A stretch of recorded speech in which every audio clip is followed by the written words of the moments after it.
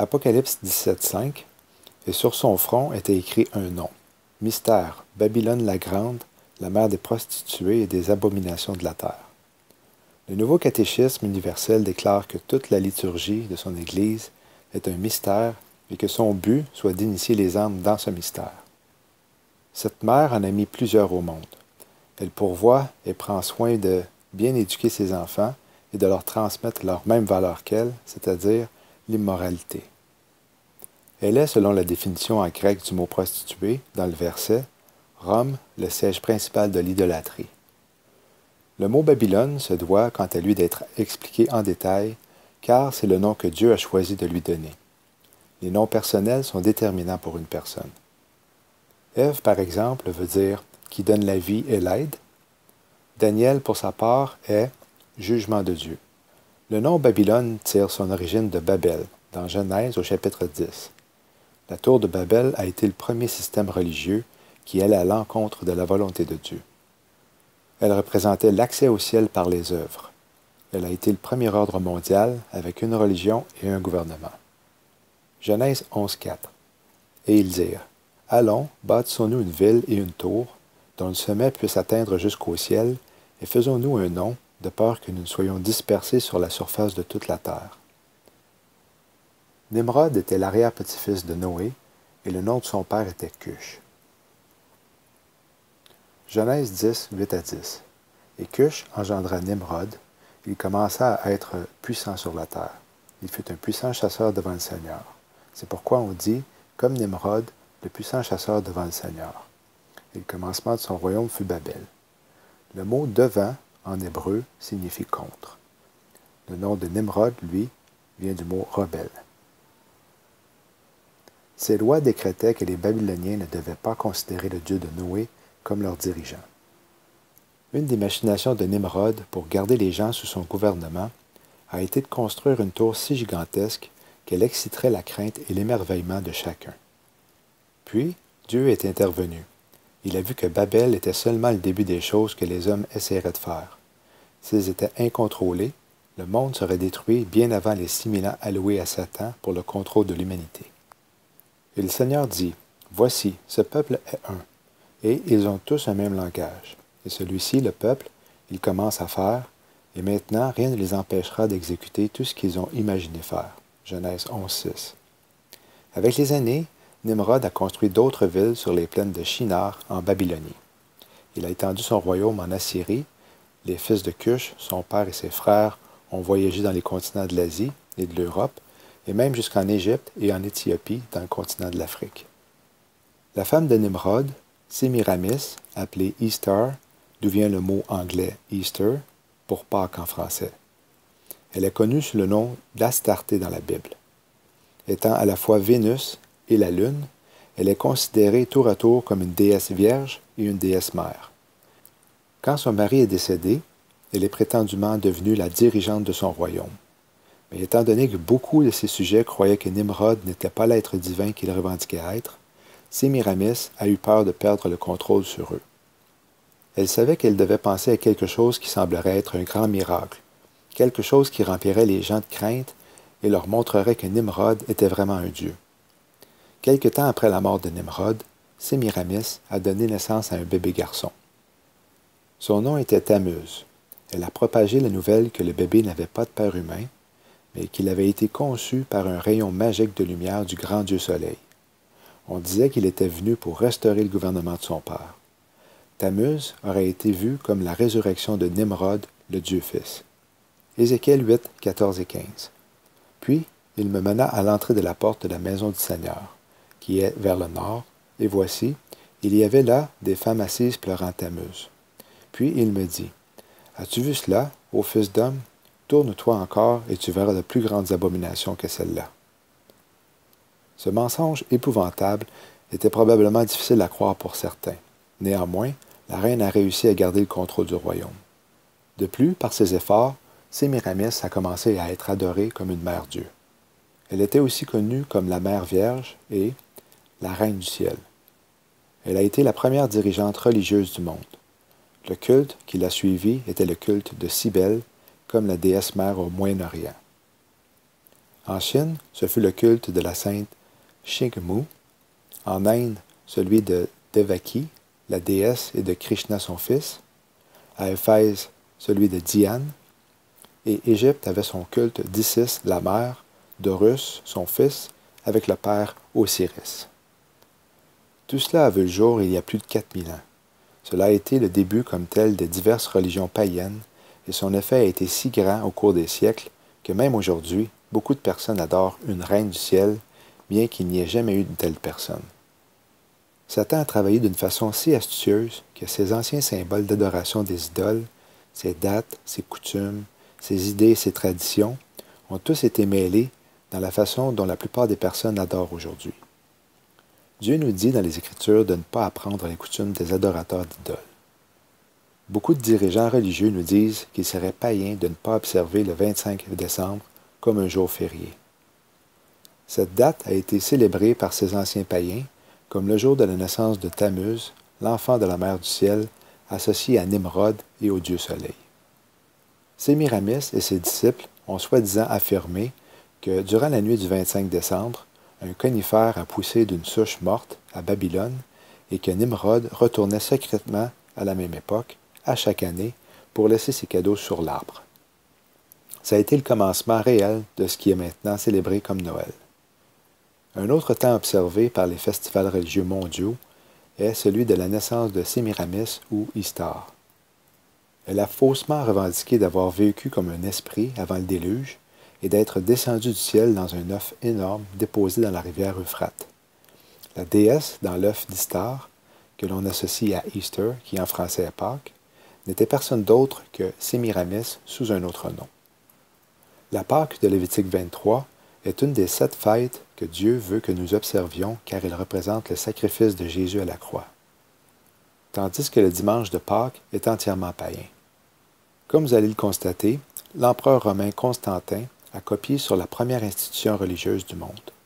Il était un païen pratiquant qui a changé les pratiques catholiques en introduisant les messes occultes babyloniennes du temps de Nimrod. Tout d'abord, la mère de Nimrod est reconnue pour être la reine du ciel.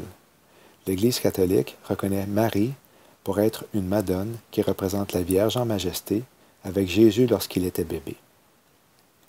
Le culte d'Isis, une mère déesse égyptienne, a été absorbé dans la religion catholique en remplaçant Isis par Marie. Celle-ci a reçu un rôle exalté dans la foi chrétienne, largement au-delà de celui que la Bible lui attribue, afin d'attirer les adorateurs d'Isis vers une religion qu'ils n'auraient autrement pas embrassée. La reine du ciel du temps de Nimrod pouvait pardonner les péchés, tout comme les enseignements du Vatican concernant Marie. La légende prétend que Sémiramis est montée au ciel et ne serait pas morte. Par la suite, elle aurait supposément apparu dans le ciel comme Marie, qui a été vue dans le ciel à maintes et maintes reprises depuis l'an 1550, selon les catholiques. Elle apparaît à travers le monde à des milliers de personnes, offrant son plan de paix pour le monde et des millions croient en elle au lieu de Christ pour être sauvés. Est-ce qu'une apparition mondiale de la Madone serait le mensonge et la puissance d'égarement tel que mentionné dans 2 Thessaloniciens 2,11 que Dieu va envoyer après l'enlèvement de la vraie Église? Le pape IX, en 1854, a proclamé Marie, la mère de Jésus, comme étant née sans péché à l'origine. Il est enseigné que son statut est égal à celle de Christ. Voici ce que pape François a déclaré. Une Église sans les femmes serait comme un collège apostolique sans Marie. La Madone est plus importante que les apôtres, et l'Église elle-même est féminine, l'épouse du Christ est une mère. Exode 20, 4 et 5.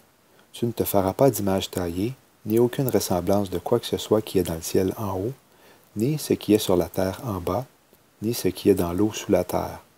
Tu ne t'inclineras pas devant elles, et tu ne les serviras pas, car moi, le Seigneur ton Dieu, suis un Dieu jaloux, visitant l'iniquité des pères sur les enfants, jusqu'à la 3e et à la 4e génération de ceux qui me haïssent. Pourtant, Dieu les avait avertis. Ésaïe 45, 16.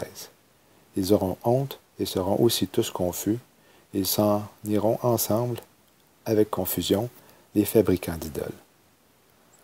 La religion catholique a supprimé le 2e commandement et séparé le 10e en 2. À partir du deuxième, ils sont toujours un commandement en avance de la Bible. Finalement, au 10e, ils le séparent en deux et font de lui les 9e et 10e commandements. Les saints forment l'Église triomphante et intercèdent auprès de Dieu pour les hommes d'ici-bas et pour les défunts au purgatoire.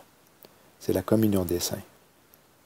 La Bible est claire qu'il n'y a qu'un seul médiateur entre Dieu et les hommes, l'homme Jésus-Christ. 1 Timothée 2,5. Le Vatican enseigne d'élever Marie parce que l'image représente un mouton mort à l'envers. Sachez discerner les yeux, le nez et la langue sortie. Ésaïe 29, 15 et 16. Malheur à ceux qui veulent aller plus loin que l'Éternel pour cacher leurs conseils et dont les œuvres sont dans les ténèbres et qui disent « Qui nous voit et qui nous aperçoit?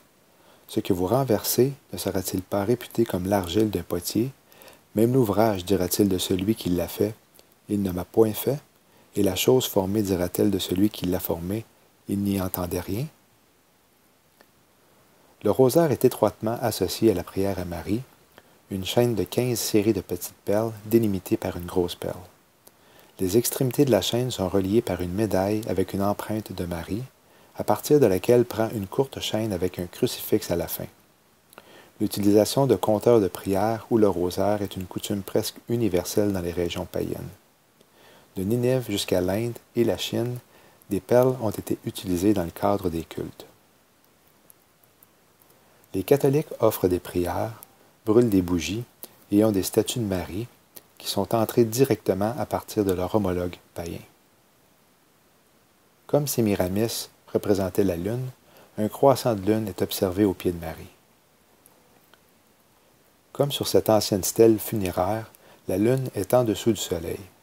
Le soleil représentait Nimrod, le Sun God en anglais, qui en français est Fils de Dieu.